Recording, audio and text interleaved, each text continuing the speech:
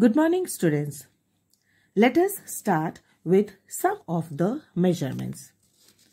Now, if I tell you all children to take the measurement of your house or the measurement of your one room with the help of your foot, will you be able to do it? Yes, you will be able to do it by using your foot. Isn't it? You can use it. Use your foot to measure it. But what will happen if you measure with your foot and then if I ask your father or mother to measure it with their foot? There will be a difference. For example, if your measurement with the foot is maybe 30 foot, your father or mother's foot will be maybe 25 foot.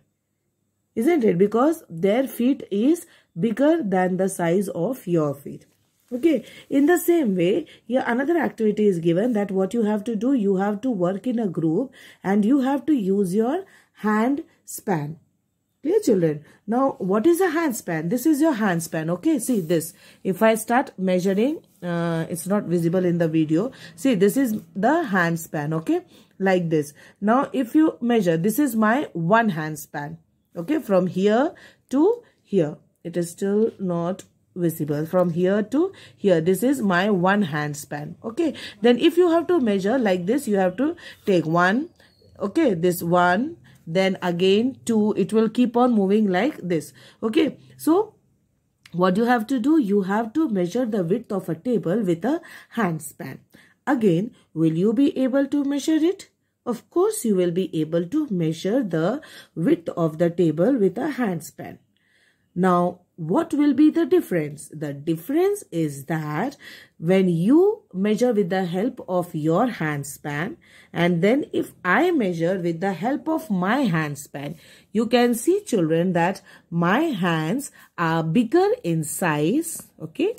My hand span is bigger in size than your hand span. So obviously my hand span, the measurement with my hand span like this, when I measure with my hand span will be different. Whereas your hand span will be different. Why? Again, because you can see children that my hands are bigger than your hands. Clear? So when my hands are bigger than your hands, what will happen? When I measure, maybe my measurement will be say maybe 5 hand spans. Okay, like this 1, 2, 3. Okay, maybe 5 hand spans. But whereas your hands are smaller than my hand, so your hand span measurement may be 10. So you see children that there is a difference in my hand span and your hand span. In the same way, in your foot and the foot of your father or your mother, their feet are bigger than yours. My hand span was bigger than yours. So you see children that whenever we are using hand span or foot like this, what will happen? The measurement will not be same.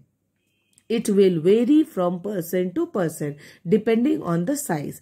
Bigger children, adults will have different measurement. Children will have different measurement. So that is why we cannot rely on hand span or a foot. Why? What is the reason? The reason is that it changes from person to person. So we cannot rely on this measurement. Clear?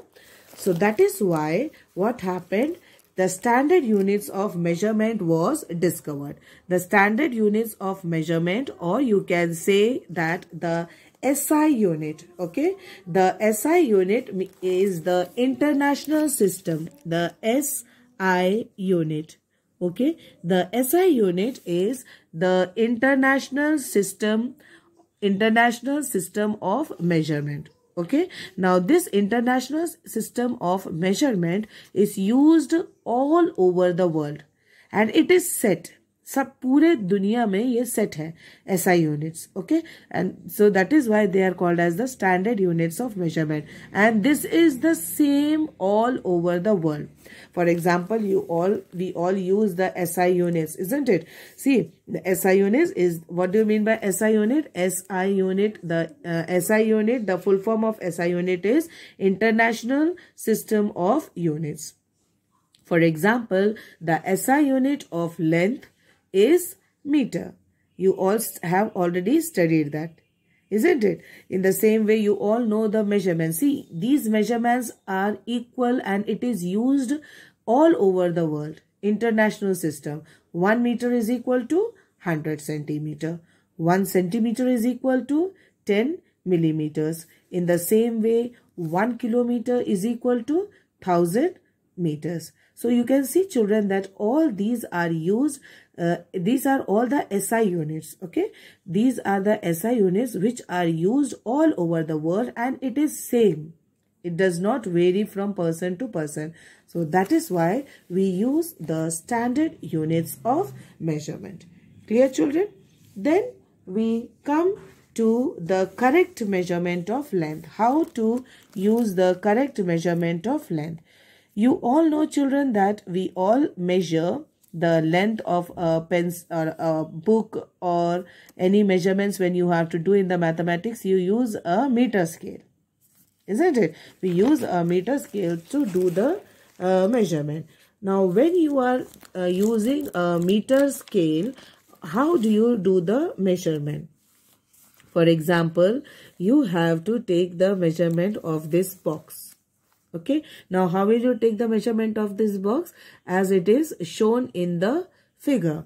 What will you do? You will place the scale in contact with the object along its length as shown in this figure.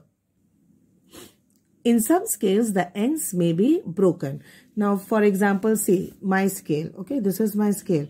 Now, you can see that this is a very old scale, and here the measurements are not very clear. Sometimes, see, the ends may be broken. The scale's end is also broken. So, you may not be able to see the zero mark clearly. So, what are you supposed to do? You should avoid these kinds of scales to do the measurement. If I have to do the measurement, take the measurement of this book, what will I use? See, I can use a better scale which can show the full measurement here. You can see here, I can take the measurement using this scale. Whenever I am using the scale, or whenever you are using the scale, what you have to do? You have to keep the scale in a proper correct line. Okay, you have to place it, and then you, as you all know, children, that you have to always start the measurement starting from this zero mark, isn't it? Starting from this zero mark, you have to always start the measurement, and whatever length you have to measure. For example, if I draw a line here like this, okay, now see, what is the measurement of this line? This is starting from here. This is 0 till this is 6 centimeters, isn't it? I can measure it very easily using this scale. So, in the same way, you all can also use this scale and do the correct measurement. But what you have to do, the main important thing which you have to keep in mind is that the position of the eye is very, very important. For example, children, if you are placing the scale like this, your eye should be just on top of this scale. Okay, it should be on top of this scale, as you can see here in the figure. When this is the correct proper position of the eye, that means you have to look at the scale from the top, not from the sides. If you look at the scale from the sides, you will not get the correct reading. Clear, children? And this is called as parallax error. What is this called as? This is called as the parallax error. So what is parallax error?